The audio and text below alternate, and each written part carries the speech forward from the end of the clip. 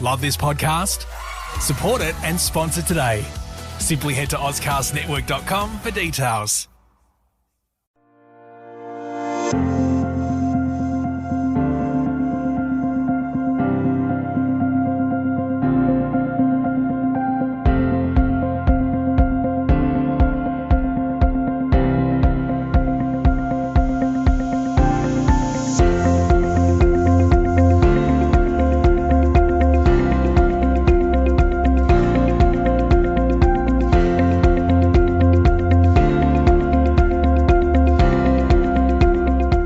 Hello audience, wherever you may hail, I'm your host John Bruni. Welcome to The Focus, where we bring you the most thought-provoking and informative current affairs analysis from around the world.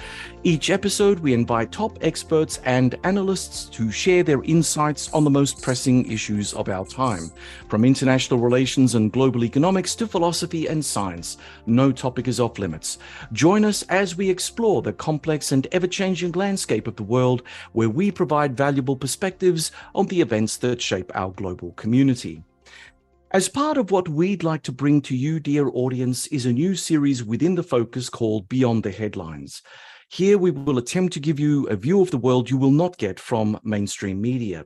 The stories, tragedies, and afflictions of the not-so-headline-grabbing but nonetheless newsworthy fates of countries gone wrong. Why did they get to this place? Why aren't we paying closer attention? Is it compassion fatigue? Is it media bias and ignorance? Are there solutions? And if so, why aren't they being implemented? To start beyond the headlines on The Focus, what better country to help in this, our journey of discovery, than the beleaguered Caribbean country of Haiti? The Republic of Haiti, a state located on the western side of the island of Hispaniola in the Caribbean Sea, holds a complex and tumultuous history. It was once a thriving French colony known as Saint-Domingue, producing vast quantities of sugar, coffee, and indigo through the labor of enslaved Africans. However, in 1791, a slave rebellion erupted led by figures such as Toussaint Louverture and Jean-Jacques Dessalines. This revolt against slavery eventually led to the establishment of Haiti as the first independent Black republic in 1804, making it a beacon of hope for oppressed people around the world. Yet, despite its revolutionary beginnings, Haiti faced numerous challenges throughout its history, including political instability, economic struggles, and foreign interventions. Today, Haiti continues to grapple with the legacies of its past while striving for peace, stability, democracy, and social progress. Today, we are pleased to have on our show Monique Clesca to talk about recent events in Haiti. Monique is a writer, journalist, women's rights advocate, and retired development and communications expert who follows Haitian politics closely. Monique, thank you for joining us on The Focus. Thank you very much for having invited me. It's an honor to be here. Thank you. Monique, can you provide an overview of the current situation in Haiti under Prime Minister Ariel Henry's leadership and the challenges the country is facing? Okay, it's $1 million multiple question. Today in Haiti, we are living pretty much in a totalitarian state with a dictator that is not called a dictator, but perhaps an autocrat, who was installed really by the foreign powers, because it was a tweet that came from various foreign powers associated in what is called the core group that put Ariel Henry in power, because he was indicated to be nominated by Jovenel Moïse a few days before his assassination. So that is the first aspect. He has been in power now for 24 months, 2 years. Now, what has been going on under him? There have been close to 13 massacres that have gone on under him. We have had negative growth, economic growth under him. We have had 2 years ago, it was perhaps a 30 to 50% of the capital that was in the hands of gangs. Now it is close to 80% of the capital that is controlled by gangs. And they pretty much a calamitous rule by Ariel Henry in the last 2 years. Yes, we have a freedom of expression in that we can say media still manages to function fairly well, but there is very little freedom of movement in that such huge patches of the territory are controlled by gangs. And in addition to that, there is overwhelming sexual violence against girls and women by these gangs. It is one of the ways that they control their territories, is to use women's bodies as weapons of war. So we are in a situation where there is no elected official in the country. Jovenel Moïse was assassinated 2 years ago. A few months later, the remains of the parliament, they were no longer in power. Their term in office was over. The mayors, the elected officials in cities throughout Haiti, their term also was over. There was Jovenel Moïse, while he was in power, never organized an election. And so you have a situation where one man rules the country with the support of the United States, Canada, France, and the United Nations. And the rest of us pretty much are there almost as his subjects in a way with very little to say. Now, on the other side, I am part of a civil society initiative called the Montana Group that has, in effect, proposed what we call a Haitian-led solution. It is we as Haitians who have met with various sectors, political and civil society sectors in Haiti, as well as in the diaspora, to propose a way forward for Haiti. But the powers that be, Haiti really is a state, but it is a state that is, sadly to say and shamefully to say, controlled mostly by the United States and the rest of the international community that have the power to decide. So, and along with the leaders who are elected in the past and now not elected, to really stifle Haitian voices like mine in terms of the solutions that are being proposed to do this. There is an additional element that I can bring in, which is a criminal element.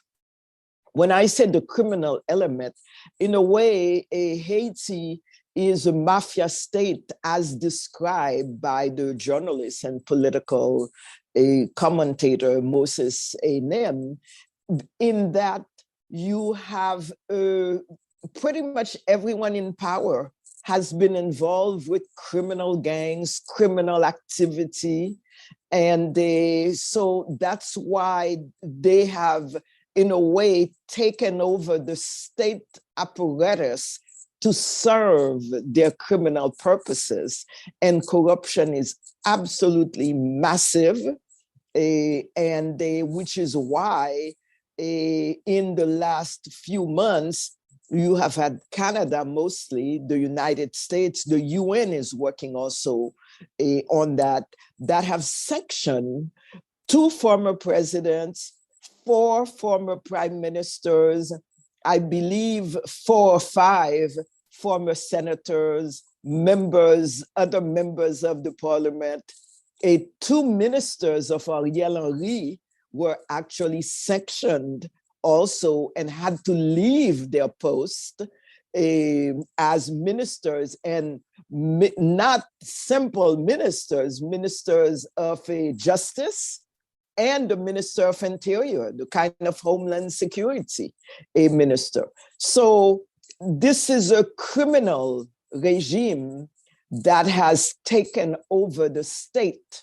And that is the particularity of Haiti today. So in effect, you have a state that is separate from its people, who are asking for services like education, health, the ability to move around.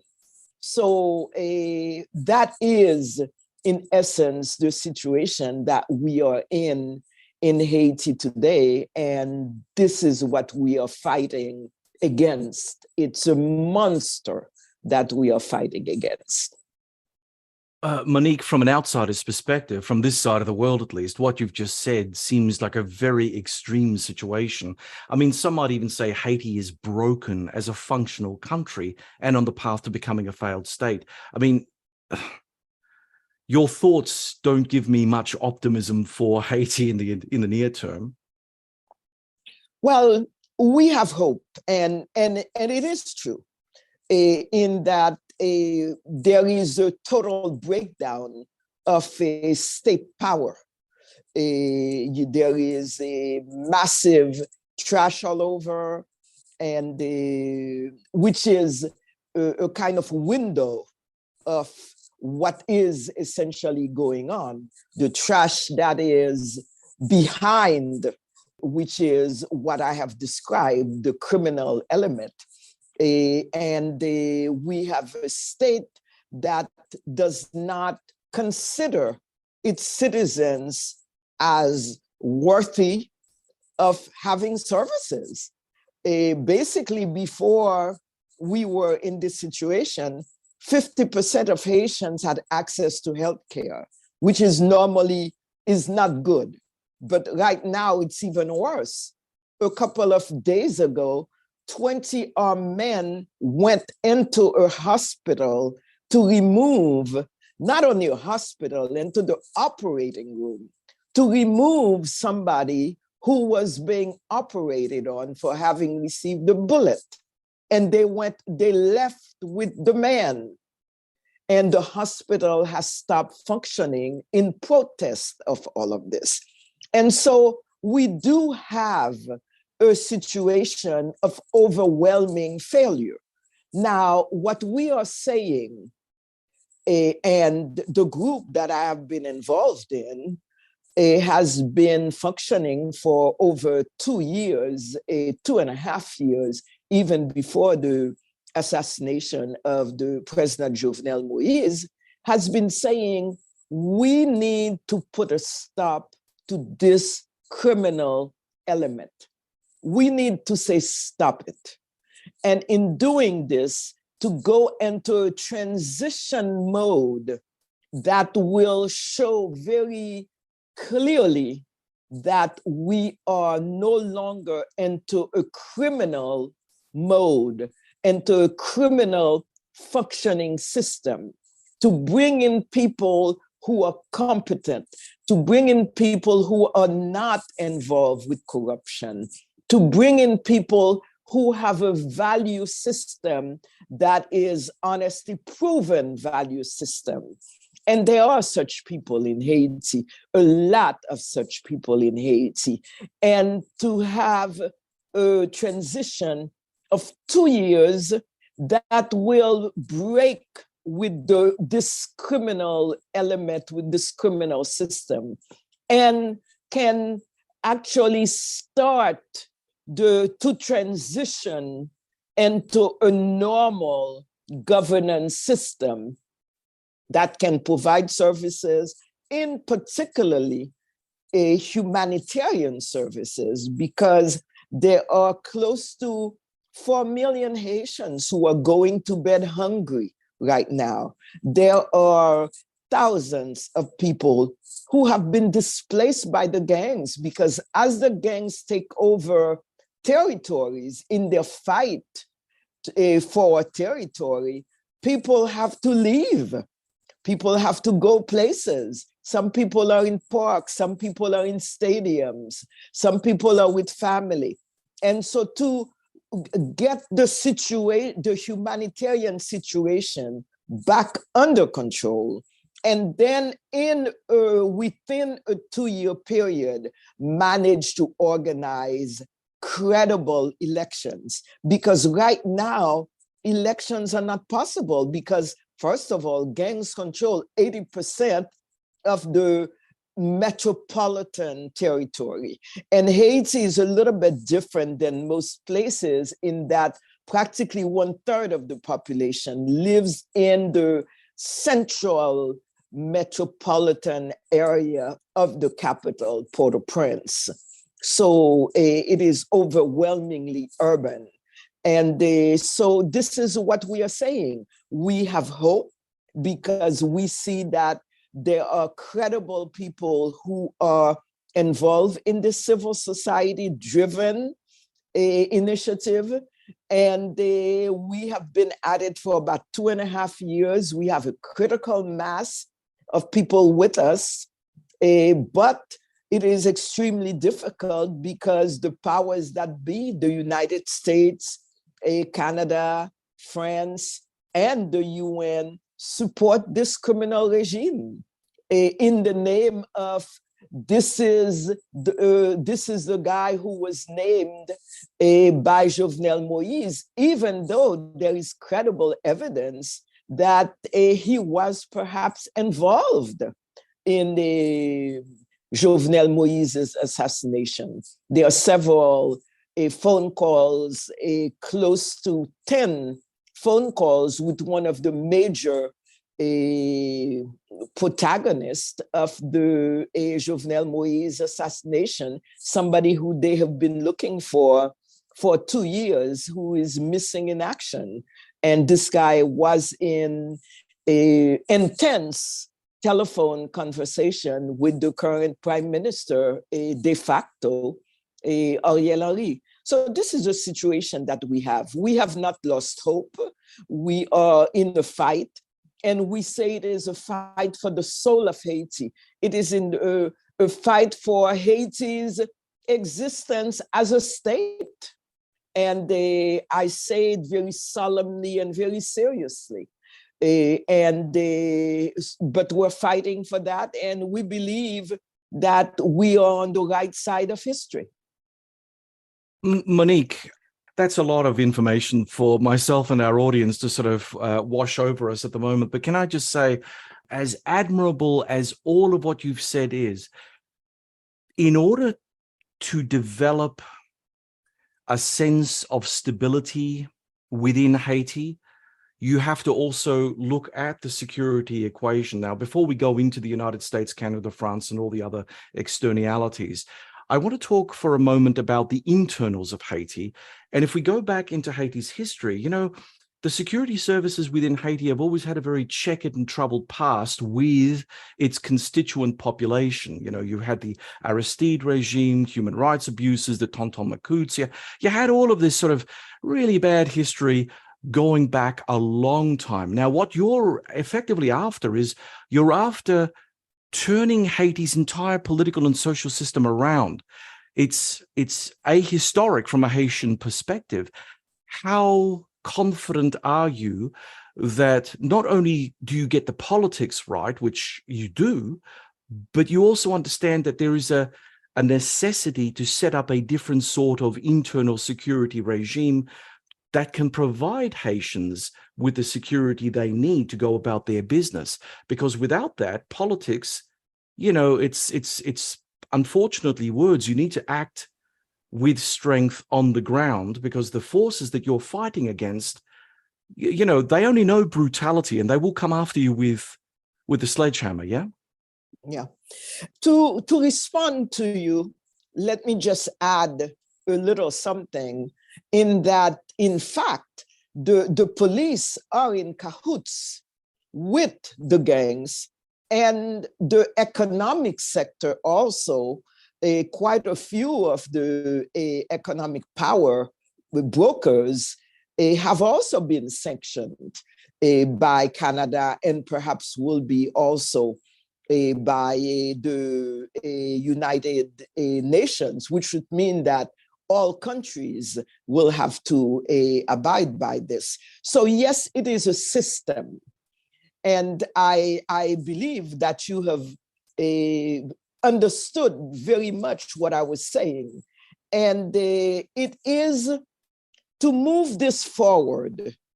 What is important, and that's why I say you got it, is the governance system also goes with the security system.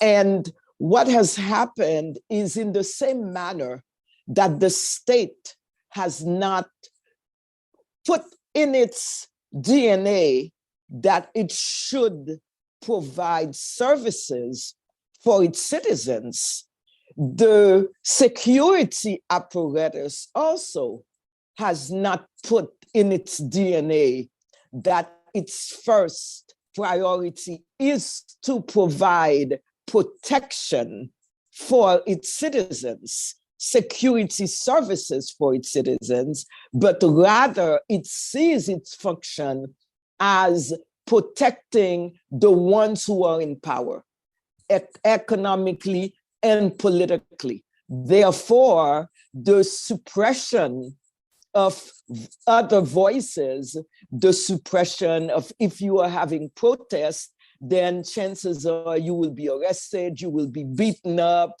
or you might even be killed. So yes, it is a one aspect, governance, including the security system. So yes, we are talking about a total makeover of the state, because one of the big problems of Haiti, and I think that's why small solutions, cosmetic solutions will not work, is the inequality. There is such massive inequality in Haiti. I always say that the founders, who were heroes and who we revere, really worked on the freedom aspect. They worked on liberty, but they did not work on equality.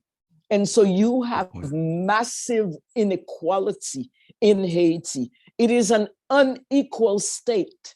And so when you have that kind of a situation, unless you are able to have more of a massive middle class and less of, because you have people who are burdened because they can't eat, they don't have places to sleep, they don't have the services they need, etc. And then you have very few who have so much. You have to equalize the society. And so this massive inequality needs to be addressed. And until you address that with a new governance system that will realize that, yes, what we need in Haiti is to provide services, health, education for its citizens, then you will constantly have these kind of crises that come up as people, rightly so, ask for their rights. I remember this crisis that we're in actually started 4 years ago when Jovenel Moïse raised the prices of petrol. And I remember a gentleman, a young guy, who was saying, Jovenel Moïse has to realize the country is not his alone. It is ours also. And it was it was a metaphor for a cry for social justice, asking for, this country is also mine, and I also need to eat. I also need to go to school. I also need to have health care. I also need to have those basic kind of services, quality services, but you don't even have them. So we need some of that. And so we need to equalize, we need to change the society. So, Mexico had its revolution. No matter what issues you may have with how people do this, Cuba has done it in its own way. Mexico did it in its own way. Other countries find ways to come into the modern world where you have more social, more middle class, then you have the underclass. So this is what we actually need to do in Haiti. We need to have a system where people do not go hungry at night. So you need to reduce this massive poverty, this massive misery that people are living under. So yes, we are asking for a major change. And those kinds of major change sometimes happen with a violent revolution. This is not what we're saying. We are saying we can do this. Listen to us. This is what the millions who went in the street protesting since 2018 have been asking for: health, education, jobs, job training, because Haiti, the under 24 population is about 65%. So when you have a young country, your priority needs to be the provision of health, the provision of education, so that they in turn can be equipped to take over the reins of the country. And so this is what we need: to remove the criminal elements in the state, including the security apparatus that is keeping them there. And we need to change that also. And there are good cops. There are good people in the security apparatus. They are not the ones who are controlling it. Some of them have stepped aside. Some of them are there. Some of them, when they are sent on mission, then they are not given the proper equipment, or if they're asking for help because the gangs are surrounding them, nobody has, the backups are not coming. And so you have major issues like this. You have a gang leader, the one who is known all over, who is a former policeman. Now, when they needed to give food in certain areas, he was the one doing it. Now, if the police is looking for him, if the UN has sanctioned him, why is he running around? Why are they all over? So it is the criminal element in the security apparatus that is extremely linked with the gangs, with the political elements, with the economic elements. So you do have a criminal state. This is what you have. You have criminals who are in power in the state. It is not to say that there are not countries where there are criminals, where there is corruption, but usually they are in the minority, and you have a majority that is fighting against them. But in Haiti, they are the ones who are controlling the state. And I think it is extremely important to understand that. It is one and the same. The security apparatus with the political apparatus, with the economic power brokers. This is what you have. That's why you have the kind of criminal state that has, in a way, kidnapped state institutions to perpetuate their criminal activity. Gosh, all right. Let's look at it from another perspective, because there's just so much ground to cover here. Before we return to the Montana Accord, because I really would like you to unpack that for our listeners in more detail. But before we do that, one thing that occurred to me while listening to you is, okay, so you have a mafia state basically in charge of Haiti. That mafia state is legitimized by foreign interests who see no other option but to support the powers that be as they are currently constituted in Port-au-Prince. What legitimate role, if any, do foreign countries have in the domestic business of Haiti? I mean, if it is well known that the Haitian government is corrupt, it's awful, it's perpetuating inequality and injustice, what is it that Western powers seek to get out of supporting the Henry regime? You lay the case, but it's not clear what the benefit for Paris, Washington, Ottawa is by supporting this odious, corrupt entity. Well, I think it's an interesting question, and it's a question that a lot of people ask.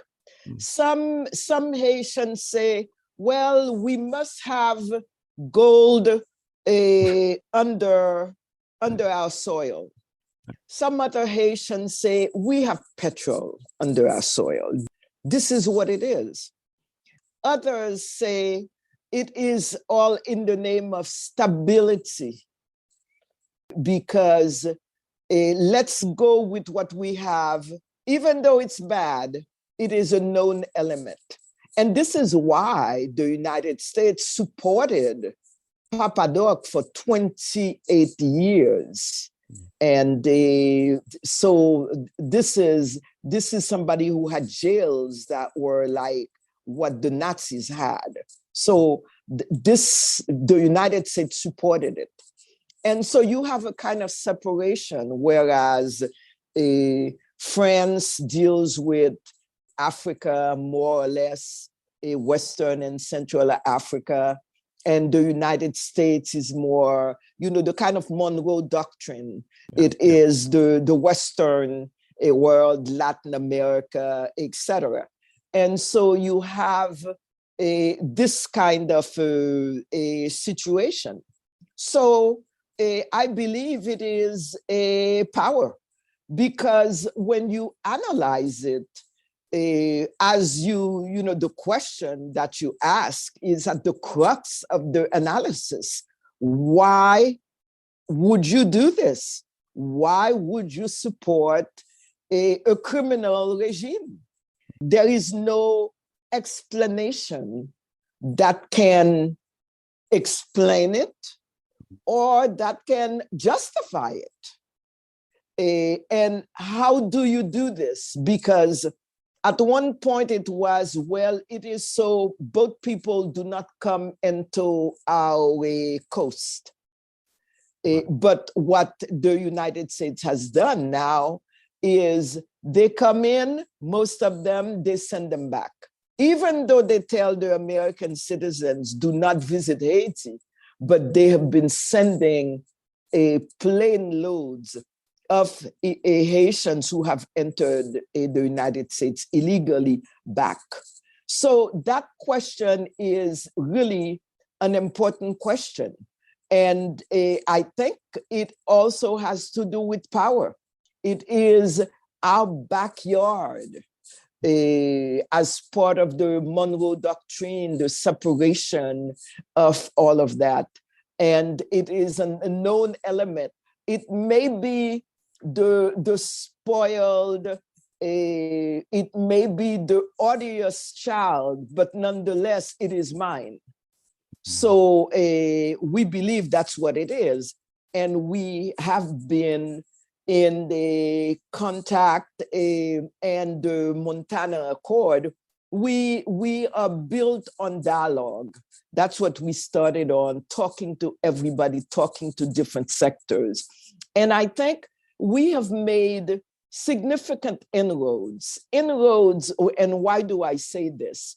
First of all, we have imposed the idea that Haitians, the solution must come from us. It has not yet been a reality, but we have managed to impose that thinking that it must be Haitians sitting together, finding solutions to Haiti's problem. We have managed to impose that idea of a Haitian-led solution. We have also managed to stall a military intervention in terms of the Montana Accord has been very much against military intervention, because we have said that you can come in, you can bring in soldiers. Last time they brought in soldiers, they stayed, I believe, 13 years, the UN soldiers. They stayed 13 years. They brought in cholera from the Nepalese troops, and we still have cholera now. Cholera was gone for over 100 years.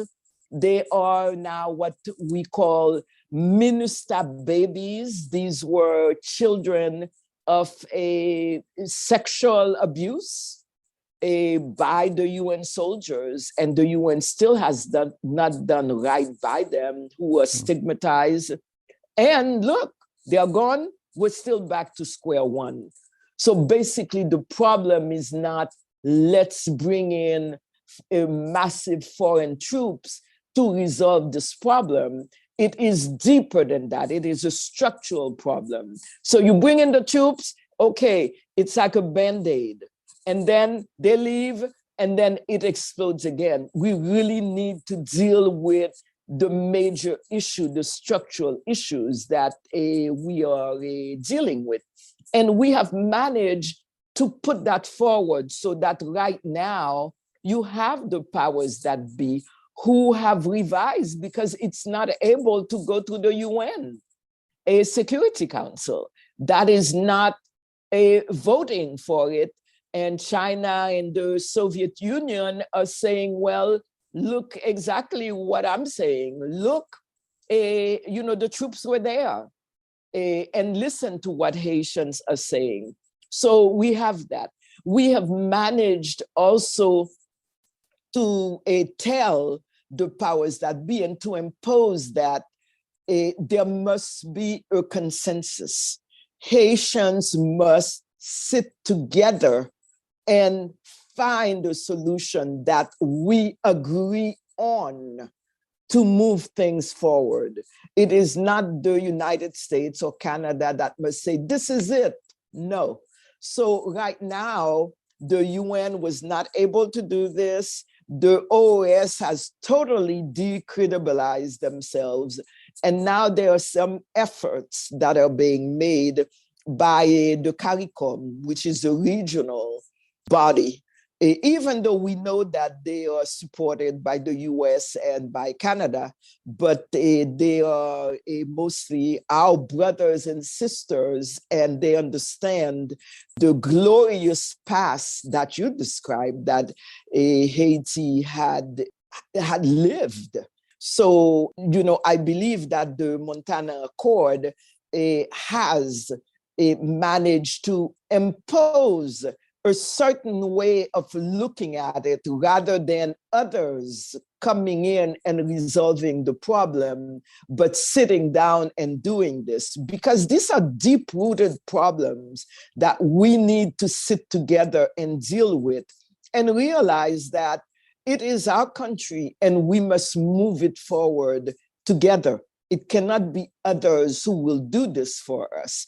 But when you have had so many nitpicking, so many, different, the left, the right, the middle, the top, the bottom, fighting with each other, it has taken time. And we have been able to sit down, to dialogue, to get together. And in the last 2.5 years, a lot of it has been due to the Montana Accord efforts in trying to find a consensus, in trying to say that the way to find a solution to Haiti is really through dialogue, and others must listen to us while we move this forward and assert a certain sovereignty so that we can move the ball forward and go beyond the criminality of this regime.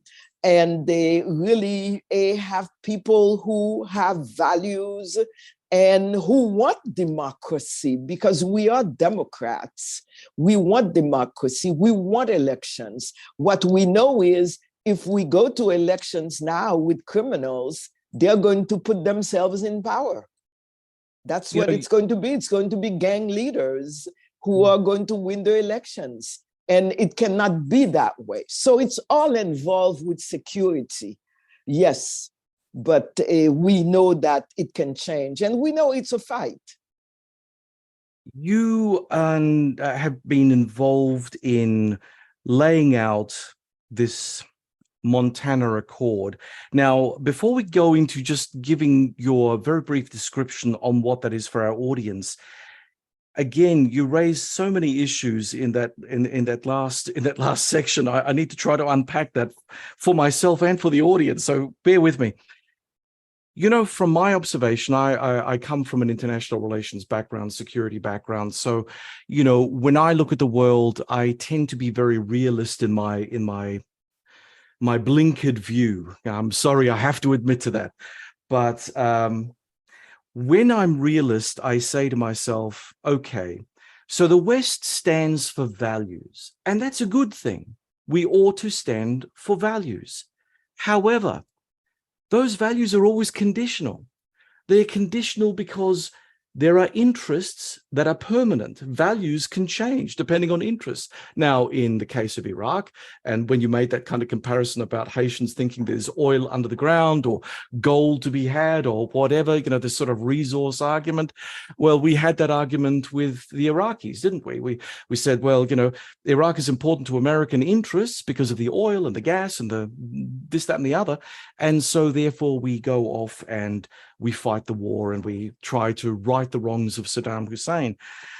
Within the situation that we're talking about, of course, stability, power, the Monroe Doctrine, absolutely. I think that these are permanent interests of the United States, which they will always trip over.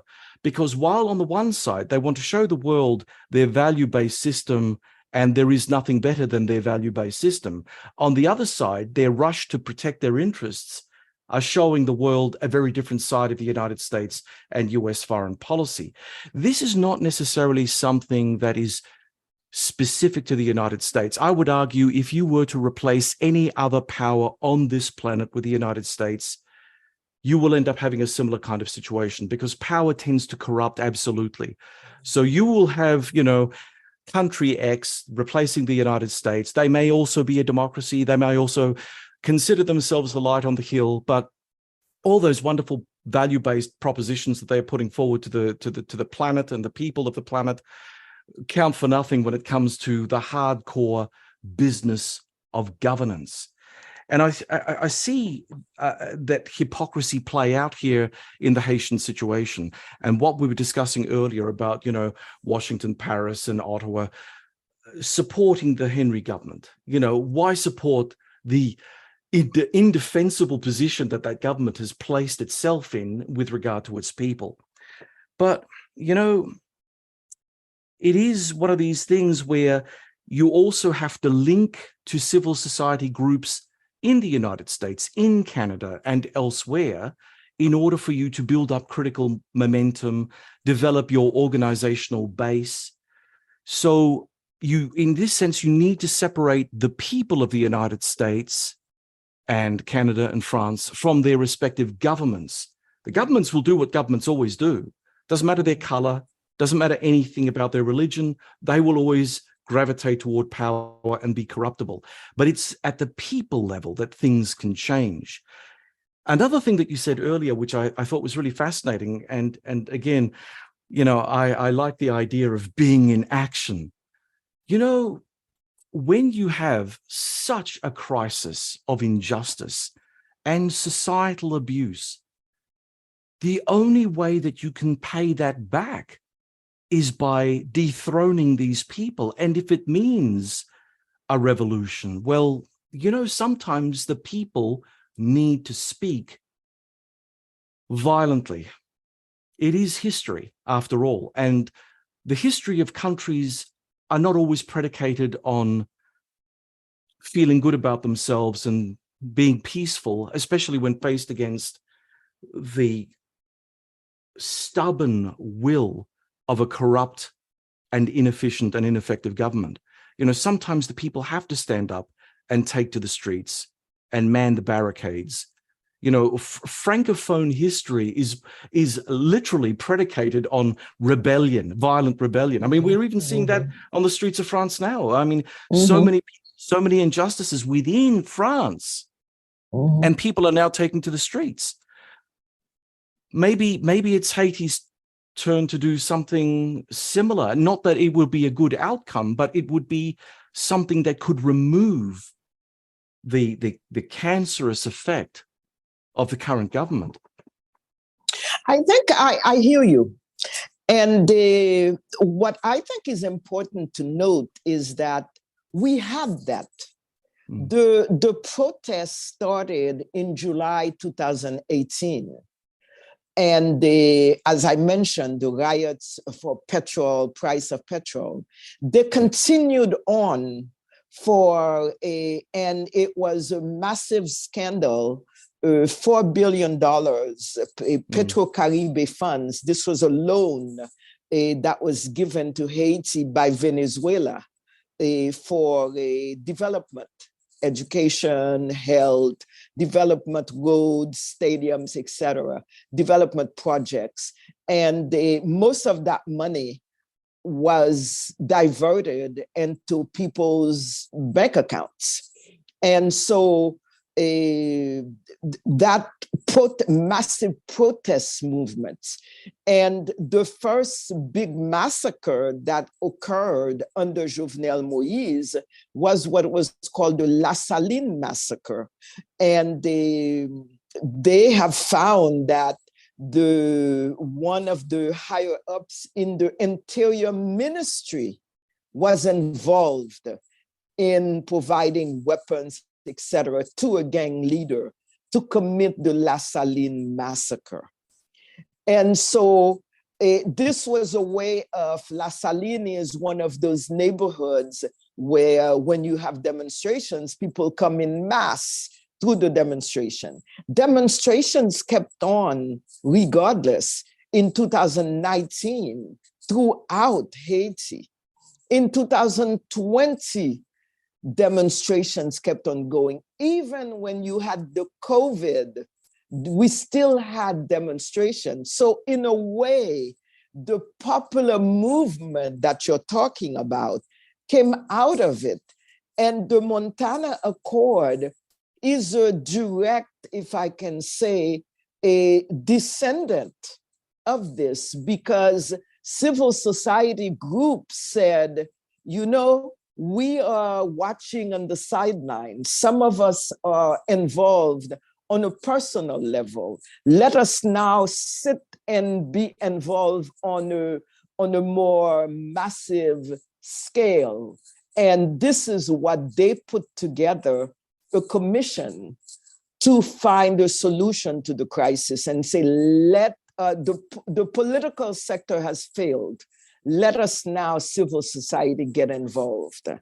And so they put together a commission, and I am a member of that commission. And what we did in the process was really, for the first a few months, the 3-4 months, we actually went to see every political party in Haiti, and there are many of them, to find out what is the problem to you, what is the long-term solution, what is the short-term solution. And one of the things that I think really hit me was almost everybody said, distrust. Haitians distrust one another. They don't want to talk to each other. And another thing that everybody had agreed on was the need for justice. There is too much impunity. And so it came out of that process. It came out of listening to that. And when we did the accord, we went through pretty much a lot of the demands of the various protest movements, the proposals for solutions, to see what was in it. So we could find really the least common denominator. And based on that, we sat down and wrote the accord. And then we have close to 1,000 signatories to the accord, political groups, etc. And really, this is one of the things that was extremely important. From the beginning, we talked to the diaspora, Haitians in Europe, Haitians in Canada, Haitians in the United States, to also find out their ideas, what were their solutions, get them involved in the finding solutions. So yes, we have been involved in dialogue from the beginning. We are really an expression of the movement of protest, the movement of people going in the street, whereas we sat together and said, what are they saying? What are their needs? What are they expressing? And let's put that together. And one of the things that we have said also is that the last election that was held, that Jovenel Moïse came out of, you had about 18% of the electorate that participated. This is totally different from 1991, when Aristide was elected, where you had about 70% of the eligible who did this. And why do you have this massive drop in people's participation? It's because Haitians have realized, I may go to vote, but bottom line, the United States is going to choose, or Canada or France, they're going to choose who will be in power. No, even if I vote for someone, it doesn't matter, because they're going to come and negate that vote. So one of the things that we have been saying is we need to rebuild that trust that Haitians have in one of the basic aspects of democracy, which is the one man, one woman, one vote. A thing that, yes, it means something. Yet not only it means something, it is sacred, but it has been desacralized over the years, from the 1991 to the 2011, where it no longer matters. And what we're saying now is we need to make it matter again. And this is what we have heard, Haitians have said. We heard them. And we heard the political parties, we heard the civil society groups, the different churches, the peasant organizations, the feminist groups. This is what the Montana Accord is made up of, all these different sectors. And so this is what we are putting forward. We did not sit somewhere and said, this is the accord. No, it came from all of that. And it came from a lot of the protest movements. And we said, let us articulate what has come out of that. And I hear you in terms of what you were saying, in terms of the violence recently.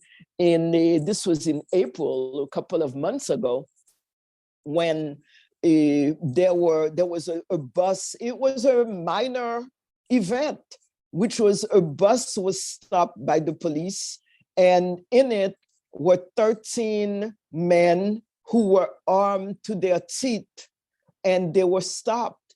And the neighborhood population found out about this, and they came in and said, we are taking over. And this is a violence that you can't control. And not only they took over, but they actually burnt these people. And it is monstrous, but somewhere along the line, it was the frustration of, you know what, 13 gang members. They are going to kill more people. They're going to kidnap more people. Let us stop them. And so, others say, yes, it is a vigilante movement. Well, it may be that, but the normal justice system has not been working for them. And, there were so many kidnappings, and for weeks afterwards, there were no kidnappings. None of that had stopped. And yes, it is bad that people have taken justice in their hands, but it is a major problem in that the state has not done what it should have done for them. So they think that, we need to do this ourselves. Yeah. I'm John Bruni, and you're listening to Sage International's The Focus podcast. And from Miami in the US, we're speaking with writer and journalist on the fate of Haiti, Monique Clesca. Monique, I'm reminded of a conversation I only had with a dear friend of mine last night, and we were bemoaning the fact that democracy around the world is sick. The idea of one man, one vote, or one person, one vote is simply not what it used to be. And it's getting worse. There are autocratic tendencies that are rising up even among what we consider traditional democracies. So I hear what you're saying in terms of seizing the day and trying to, proactively from the ground up rebuild everything. Someone has to start it. If it starts and succeeds in Haiti, maybe that's a contagion that will spill over elsewhere and revitalize democracy for everybody. And I'm really praying that that's going to be the case. But,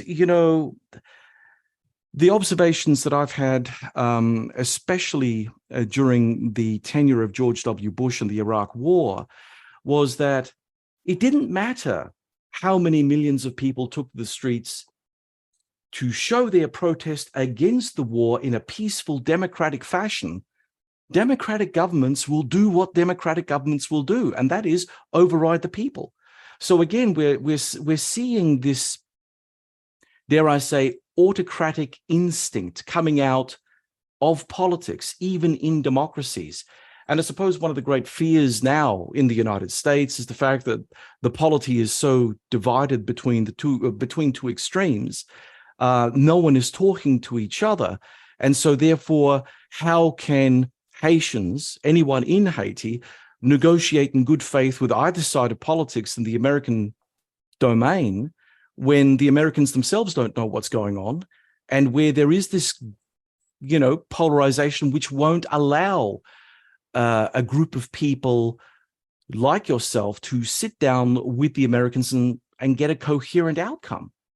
Regardless, we as Haitians must be masters and mistresses of our destiny. We need to do this. We need to have a state that provides services for our people. We need this. We are, as I mentioned, close to 65% of our population is under 24. They need to eat. They need to go to school. They need health care. We need to do this regardless. And I understand what you're saying. And it is true. I mean, the United States still has not gotten over, I have trained myself not to say his name, the orange one. Brazil is still dealing with the effects of Bolsonaro. And let's not even talk about Russia that is going on. And even when you see what is going on with Wagner in the Central African Republic, in Mali, in Burkina Faso, it's an alternative state that is helping other states, but really it's about, a criminal element.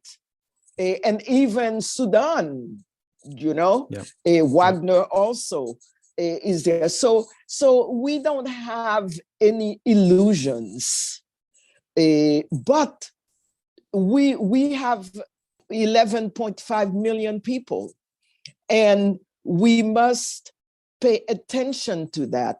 and to their needs. So in the geopolitical order, yes, we know that there is not innocence there. We know that there is not, necessarily goodwill or good men and all of that. But bottom line, we know that in our little tiny 27,000 kilometers, we need to make changes, and we need to concentrate on that. We need to fight to bring the changes that need to be brought in so that our people can have a better something, so that it's not always, let me take a boat, or it's better to die trying to flee than it is to stay home. And that's what the fight is all about, is trying to make Haiti a better place for Haitians so that we can thrive. And if you decide to leave, then you decide to leave, but it's not because, home is so bad that, you can no longer survive, or that you're running away from being kidnapped or from being raped. So what we are saying is, we are in this to make Haiti a better state. And we don't have illusions, I mean, the white in my hair is enough to show that, there is a certain amount of age, experience, and also a certain wisdom that this may be the last big fight of my life, but we have to be in it, because there is too much suffering, with people dying from hunger, dying from just, you go to a hospital and you're dying. I mean, imagine a guy who has a bullet, who is being operated on, and 20 armed men go in and take him from there. This should not happen anywhere, and this should not be happening. And so it really is a kind of fight of good against evil. Yes, in terms of values, but that's what it is, and that's what we're in it for. Yeah, look, I totally agree with you. And the other thing that is very reminiscent is the fact that, people are always talking about migration problems from Africa, from the Caribbean, from Mexico. And yet, the real argument is the very one that you put forward. Why don't you recreate your home base in Africa, in Haiti, elsewhere in the world that are not particularly good right now? Make them safe, make them inviting. If people in the advanced economies are so worried about migration and uncontrolled migration, and, there was a huge freak out moment back in 2015 that really hasn't gone away, then why has there been no effort really in trying to help and partner up with organizations such as what you're putting forward in terms of the Matana Accords for Haiti, but also elsewhere in the world as well? It's a problem that can be fixed if we were seriously thinking about fixing a problem, but we're not. And so therefore, a lot of what we are seeing will continue. And I'm really, worried about how the whole Africa-Europe dimension is going to go. I don't think it's going to end well, but it could end really well for both sides if Africa develops, or is allowed or permitted or otherwise able to develop in a way that will make life for average African citizens in their respective countries safe to go about their business. I mean, look at South Africa, for instance. Everyone was, celebrating the end of apartheid, and it has gone so badly over a long period of time. It kind of corroded itself, and now, it has murder rates that probably are very reminiscent to what goes on in Haiti. It's not good, and it has to improve. So yes, I think it must improve. It must improve, and I think it is a good point. And I remember when I was working for the UN in Niger, the president of Niger at the time, Mahamadou Issoufou, used to say, "What we need is for you to invest in our development, rather than, coming in, rushing in." when we have problems. Because if we manage to develop our country, then there will be less extremism. The young men will not go towards the terrorism, and they will lead more productive lives. And in fact, this is what you are saying, and this is what we're saying by, providing services, because if you do not provide food, health, education, then somebody comes and provides a gun and says, yeah, if you go kidnap so-and-so, you're going to make a lot of money. We can split the take. Well, this is more interesting. So it is, that's why I say everywhere it comes to the good and evil thing. It may seem simplistic, but it really is about those values. And it really is about the provision of human rights for all and fighting that massive inequality so that people can feel that they are human. Because if not, they are totally dehumanized by the amount of poverty that is going on. And then they do become violent. So violence begets violence. So by the inequality that we have, in a way, is violence against those people. So what we're saying is, listen to what we are saying. This is what we are proposing. And in terms of the Montana Accord, very concretely, it is a 2-year transition. And, they did not go for that, the powers that be, but look at the 2 years under Ariel Henry in terms of the number of massacres, the number of dead, the numbers of kidnapping, etc. And the Montana Accord, I can guarantee you it would not have been that, because this is not we're not coming from the criminal element. We were not nominated by Jovenel Moïse and his criminal regime. So, what we're proposing is something different. It is a reset. It is a rebooting of the governance system of Haiti. And we believe that it has its merits. And there are some things that have happened. As I mentioned, some of the things that we have managed to put on the table that are now accepted. So we are fighting, and it's a fight for our life. Monique, 2 final questions. You've been very generous with us today. So just 2 final questions for you, please. Some time ago, we spoke to the University of Chicago's Professor Chris Blackman. During this interview, he said that for every war that has broken out in the world, thousands of others had been prevented through negotiation, discussion, and concession. Is there anything coherent that Haitian gangs are after that can form the basis of some sort of final societal development? I don't see what it is, because it is kidnapping. For example, there is a major media owner who has been held now for 18 days, and they're asking it's $1 million ransom. Now, I don't see what, there is a doctor, Geneviève Arti, who was a founder of a major hospital in Haiti, and she was kidnapped, and she has not been heard from for months. So, presumed dead. But where is her body? What are they offering other than that? So I don't see what it is. But taking this idea of negotiation that the professor talked about, well, yes, we are open to negotiating with Ariel Henry. He does not want negotiation because he is in power and dealing it only by himself. He's the only one in power for the last 24 months.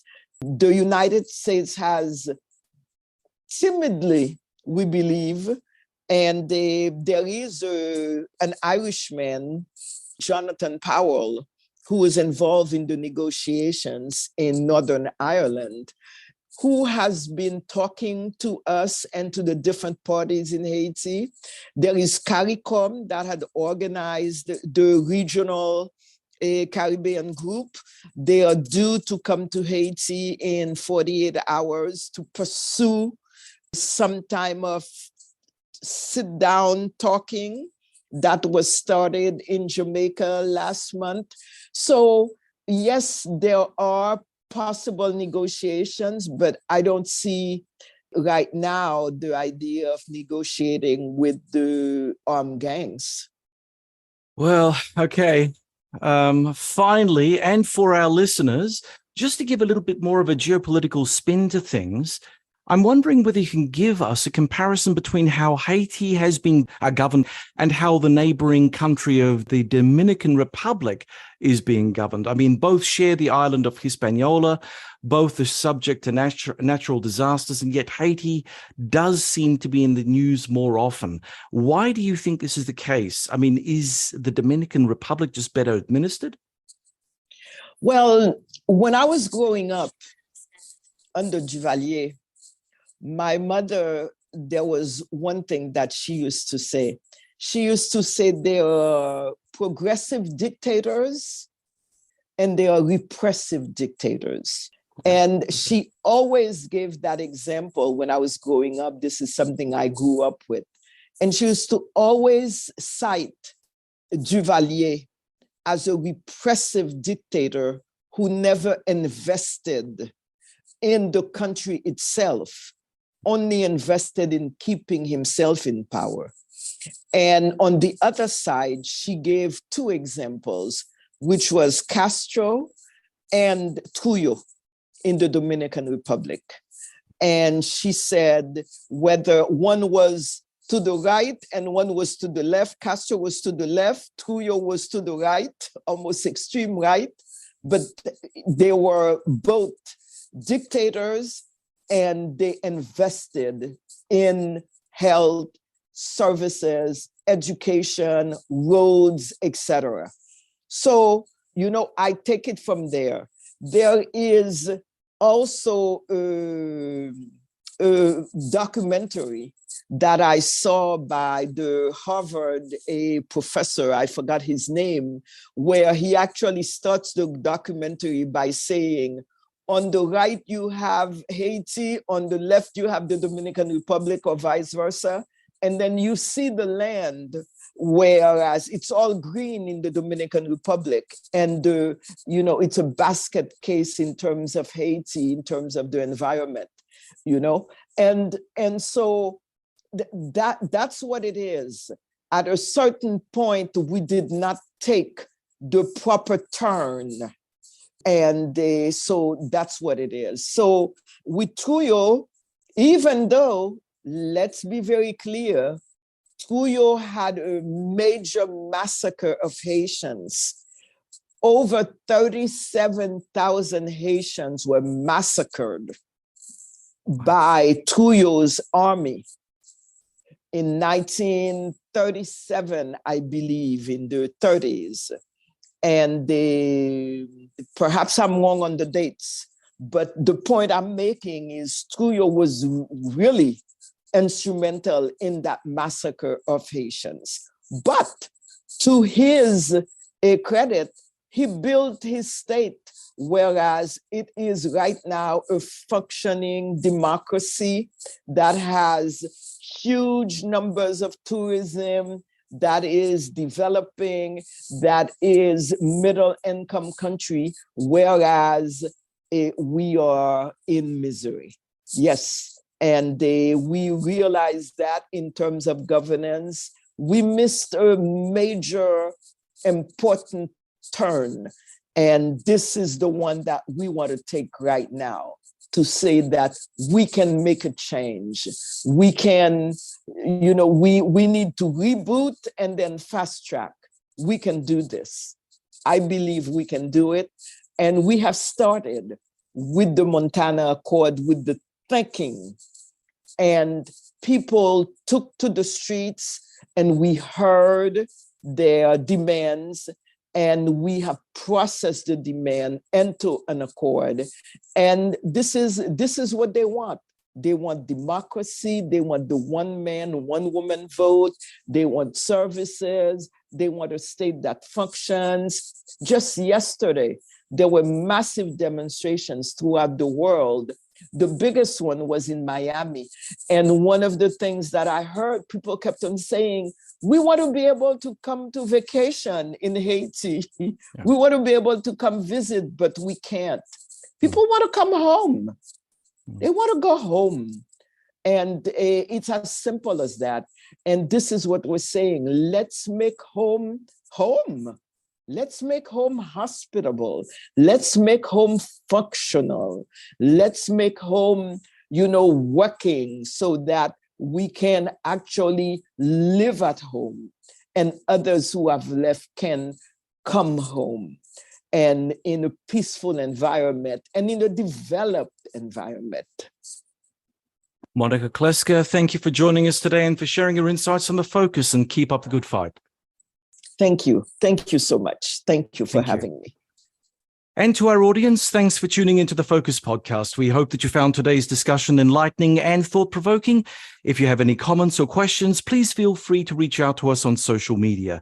You can find the Focus on Facebook, referenced on the John Bruni and Sage International LinkedIn pages, and on Twitter, or on the Sage International website, sageinternational.com.au, by clicking the Media Center drop-down menu and hitting podcasts. And please leave us your comments on inquiries@sageinternational.com.au. Don't forget to subscribe, hit the like button, and or leave us a review on your favorite platform. My thanks to our stalwart production team of Malcolm Hughes and Neil Smart, and to the team at the Ozcast Network. Join us again next time as we continue to delve into the most pressing current affairs issues of our time. Until then, stay informed and stay engaged. I'm John Bruni, and from Adelaide, South Australia, you've been listening to The Focus.